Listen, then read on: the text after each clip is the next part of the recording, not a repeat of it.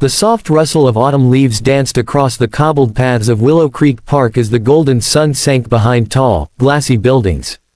In a quiet corner of the city, where laughter of children echoed faintly through the trees, a little girl with curly brown hair skipped happily, her pink sweater bouncing with every step. Her name was Lily, 5 years old, bright as a sunflower, and full of questions about the world. She clutched her father's hand tightly, her fingers wrapped around his with a trust that only children know. Her father, Daniel Hayes, was a man carved out of cold ambition and lonely success. A self-made millionaire, founder of Hayes Corp. Sharp suits, tight schedules, and boardroom dominance were his reality. But behind his stone-gray eyes and polished exterior hid years of silence, guilt, and secrets buried so deep he never thought they'd return. He had taken Lily to the park that afternoon to fulfill a promise. Just a simple hour together, something her mother used to beg for before the accident took her away. He hadn't always been this distant, not until tragedy hit. Since losing his wife 3 years ago, Daniel had learned to survive by working, burying himself in numbers, contracts, and deadlines. But Lily had her mother's spirit, soft, kind, and unrelenting. She'd tug on his sleeve, beam up at him, and say things like, "Daddy, I don't want a toy, I just want you to laugh." That day, for once, Daniel wasn't rushing emails or pretending to be present. He was there, really there, sitting on a park bench as Lily giggled and offered her imaginary tea to a squirrel. That was when it happened. Lily suddenly froze mid-step, her tiny body stiffening as her eyes locked on something, or someone, across the park. Her lips parted. Her hand rose, pointing. "Daddy!" she screamed, voice shrill and piercing. "Daddy, that's my brother." Daniel's breath hitched. The world seemed to tilt. His eyes darted in the direction she pointed. At first, he saw only a boy, maybe 6 or 7 years old, kneeling beside the sandbox, helping a smaller child build a sandcastle. But then Daniel saw his face. The boy looked up, laughing as sunlight kissed his skin. And in that moment, time fractured. The boy looked exactly like Lily. Same hair, same dimple on the left cheek, same sparkle in his eyes. Daniel stood abruptly, heart pounding. This was impossible. He had one child, just Lily. He took a shaky step forward. Then another. The boy looked up again, and this time, their eyes met. And Daniel knew. He didn't understand how, but deep in his bones, he knew. That boy was his son. Suddenly, a woman approached the boy from behind, calling his name. "Aiden, time to go, sweetheart." The boy, Aiden, smiled and ran to her. Daniel's eyes widened. He knew that voice. He knew her. The woman was Claire Mitchell. The woman he once loved before he ever met Lily's mother. The one who disappeared without explanation nearly 7 years ago. The woman he searched for in silence, who left only a note behind, "I'm sorry. This is goodbye." Claire hadn't seen him yet. She lifted Aiden into her arms, smiling tiredly, brushing his hair back with such affection that Daniel's chest ached. She looked older. Her once bright eyes were now rimmed with exhaustion. But she was still Claire. Daniel's feet moved before his brain could. He crossed the grass, dragging Lily gently behind him, her eyes full of excitement and confusion. He stopped just as Claire turned. Her breath caught. Her eyes widened. The color drained from her face. "Claire," he whispered, as if the name itself could crack the years apart. Is he?" Claire's eyes flickered to Lily, then back to Daniel.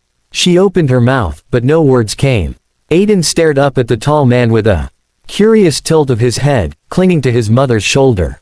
Silence spread between them like a storm cloud. Then Claire whispered, barely audible, "Yes. He's yours." The words shattered whatever wall Daniel had built around his heart. He staggered back, eyes burning. "But, why? Why didn't you tell me? Why did you leave?" Claire's lip trembled. "Not here. Please. Let's talk. Somewhere private." And so, Daniel, with Lily in one arm and 1,000 questions in his mind, followed Claire to a small cafe nearby. They sat in a quiet corner, Aiden sipping a chocolate milkshake as Lily, still confused, asked Aiden if he liked unicorns. Claire took a deep breath. "I didn't leave because I wanted to. I left because I was scared." "Scared of what?" Daniel's voice cracked, his knuckles white around his coffee cup. "You. The man you were becoming. So driven, so cold. I found out I was pregnant, and I didn't know how to tell you." You were climbing the corporate ladder like nothing mattered. I convinced myself you'd see him as a mistake. So I ran. I thought I was doing the right thing. But every day since, I regretted it. Daniel felt like the air had been punched from his lungs. Claire, I would have stayed. I would have chosen you. Both of you. You didn't give me the chance. She wiped a tear. I know. And I'm sorry. Lily, watching from the corner, leaned in close to Aiden and whispered, "You really are my brother." Aiden nodded. "I guess so." Lily beamed. "Cool." As the sun dipped lower outside the window, Daniel looked at the two children, bonding instantly, like they'd always belonged together. And in that moment, something shifted in him. Something unspoken but undeniable. The next days were a blur. He couldn't sleep, couldn't eat. Everything he thought he knew had cracked open. He started making time for the park. Not just with Lily now, but with Aiden too. Claire, hesitant at first, let the visits happen. The children were delighted. They had so much in common it was eerie. The same favorite color. The same dislike for spinach. Even the same nighttime giggle when tickled. But as the days grew warmer and the bond stronger, Daniel realized he was falling again. Not just in love with the children, but with Claire too. He watched the way she patiently tied Aiden's shoes, how she never raised her voice, how she still had that old laugh that once made his heart race. But he also saw the pain in her eyes. She had been through so much alone. One rainy evening, after dropping off the kids, Daniel asked, "Why didn't you come back all these years?" After Aiden was born, Claire looked away. "I was ashamed. And by then, I saw the headlines. You had moved on, married, a child. I didn't want to interfere." Daniel closed his eyes. "But you didn't know she was gone." Claire shook her head. "I didn't." A silence fell between them. And that's when Claire did something she never thought she would. She handed him an old letter. "I wrote this for Aiden. For when he turned 10. To tell him the truth. I never meant to lie forever." Daniel opened it with trembling fingers. Inside was everything, the love, the fear, the regret. By the time he finished, his tears were mingling with the rain outside. That night, Daniel sat alone in his apartment, staring at two framed photos on his desk. One of Lily, one he printed of Aiden just hours ago. And he made a silent vow, he would never abandon them. He would fight for his son. For the woman he lost. For the family he was just starting to find again. But as one truth comes to light, another begins to rise. Because someone had seen them in the park that day. Someone who had a stake in Daniel's future. A silent enemy. A threat he didn't know existed. And they weren't happy that the past had come knocking. Daniel Hayes had faced boardroom betrayals, legal battles, and the collapse of multi-million-dollar deals, but nothing had prepared him for this. Rediscovering the woman he once loved, meeting the son he never knew, and trying to rebuild a family with fractures that went far deeper than he realized. In the weeks that followed the park incident, Daniel became a different man, one his employees barely recognized and his competitors couldn't figure out. He wasn't distracted, he was focused, but on something more important than quarterly profits. Every spare moment outside his company was spent with Lily and Aiden. For the first time in years, Daniel's mansion echoed with laughter, messy footprints on the floors, and sticky handprints on glass tables. Claire had been hesitant at first, unsure if Daniel could truly change, but what she saw in him now wasn't the hardened, self-absorbed businessman she had once fled from. It was a man trying to make amends, not with words, but with action. Aiden bonded with Lily like they were born together, which, in a way, they had been.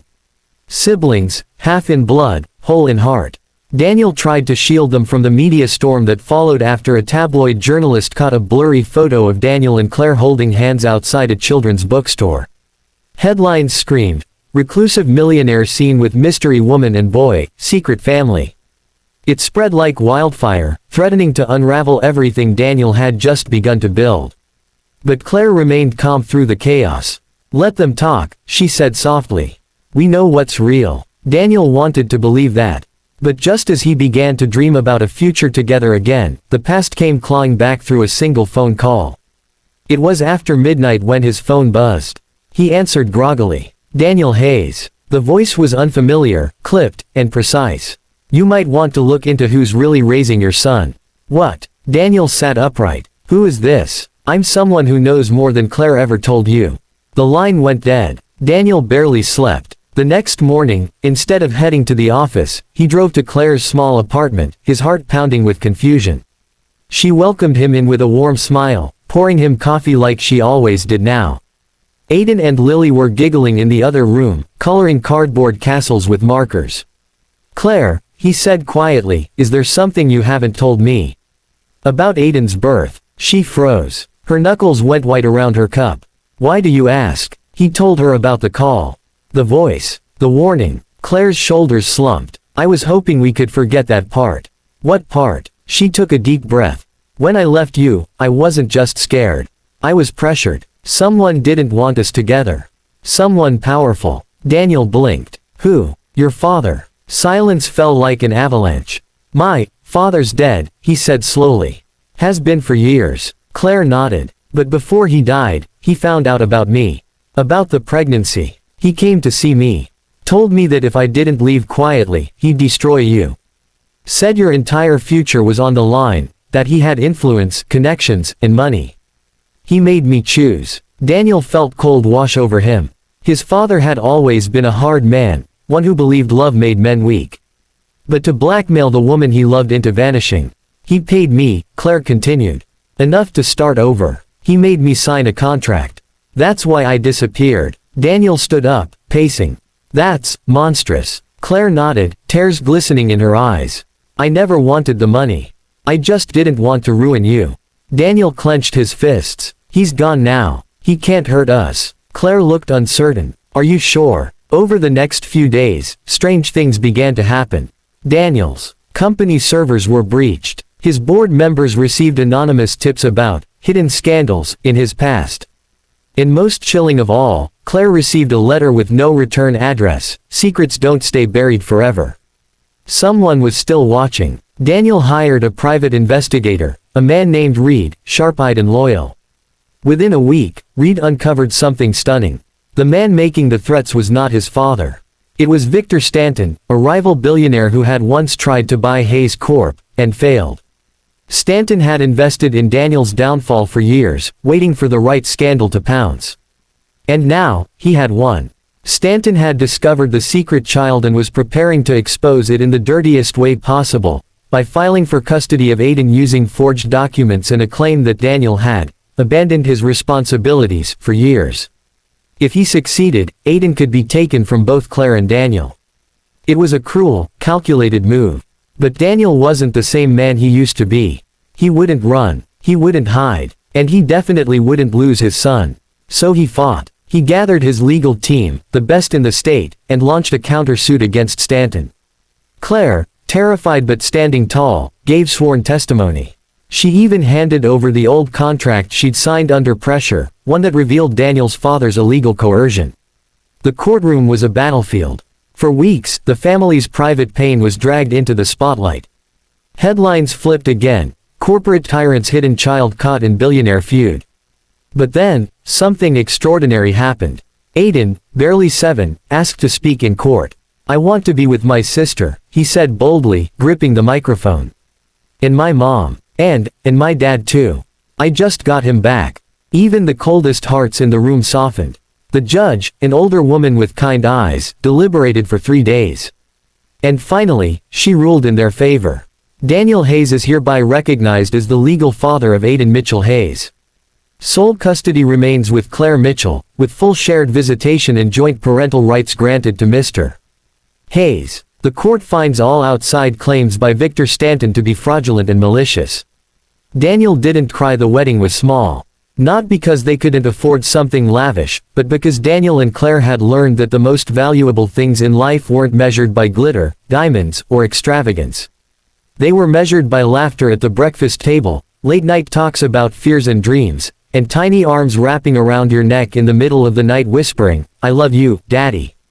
It had been 6 months since the courtroom battle, and though the headlines had faded and Victor Stanton's threats had vanished under legal fire, the emotional scars still lingered. Daniel had proposed in the same park where his daughter had screamed a truth that would change their lives forever.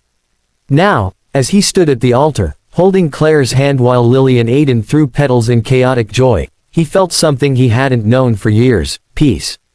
True, genuine peace. But perfect moments never last forever. 2 weeks after the wedding, the cracks began to show again, subtle at first. Aiden stopped smiling as much. He grew quiet during dinners, staring out windows instead of talking. Daniel assumed it was just a phase, maybe a reaction to all the recent changes. After all, the boy had gone from a quiet life with his mother to suddenly being thrust into a millionaire's mansion, new school, new routines, even a new last name. But Claire noticed it too. Aiden's drawings grew darker. His eyes lost their sparkle. And one night, she found him sitting on the floor of his room, clutching a picture of Daniel with Lily. "Aiden, honey," she said gently, kneeling beside him. "What's wrong?" The boy looked up, his voice barely a whisper. "I don't belong here." Claire's heart broke. "Of course you do, baby." "No," he said, shaking his head. "I was a secret, a mistake. You said you were scared to tell Daddy about me.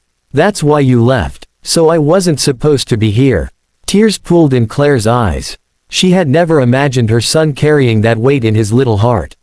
She tried to explain, but he didn't want words. He wanted truth. Daniel came home to find Aiden asleep on Claire's lap, tear stains on his cheeks. Claire looked up at him. "We need to talk." Daniel sat down. "I know something's off. I just didn't know what." Claire explained it all. And Daniel, normally so composed, felt like the wind had been knocked out of him. His son thought he wasn't wanted. The next morning, Daniel canceled all his meetings.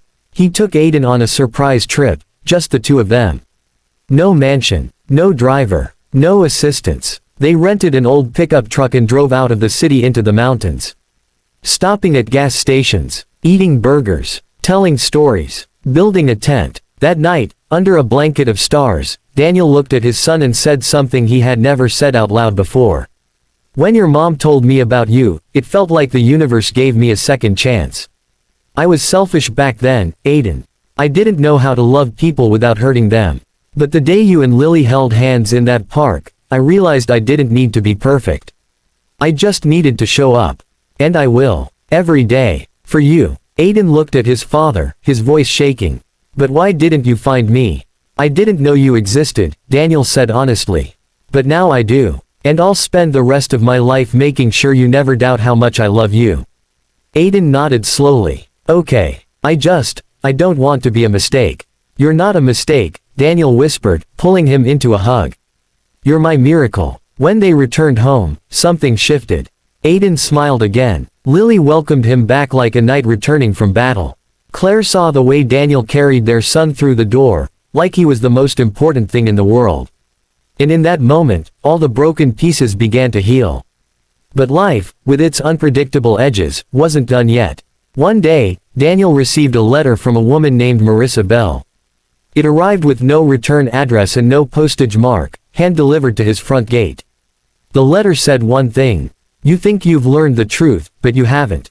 Aiden's story isn't over. Meet me at the Willow Creek orphanage." Alone. Daniel's heart dropped. He didn't tell Claire at first. He didn't want to stir up fear again. He went to the orphanage quietly. It was an old building, abandoned years ago but still standing, barely. There, in the back garden, stood an elderly woman in a long brown coat. She turned slowly as he approached. "You don't know me," she said, "but I knew your son before you ever did." Daniel frowned. "What are you talking about?" "I was the midwife," she said. "The night Claire gave birth. And I know who else was in that room." Daniel's blood turned cold. "Your father," she continued. "He didn't just threaten Claire. He made her believe she lost the baby. But it was all a lie. He took the child, handed him over to a secret caretaker. But the caretaker, me, couldn't do it. So I returned him to Claire, in secret. Told her the truth. That's why she ran again. She wanted to protect him." Daniel staggered back. "But why now? Why tell me this?" The woman stepped forward. "Because your father didn't do it alone. Someone else helped him. And that person is still close to you." Daniel blinked. "Who?"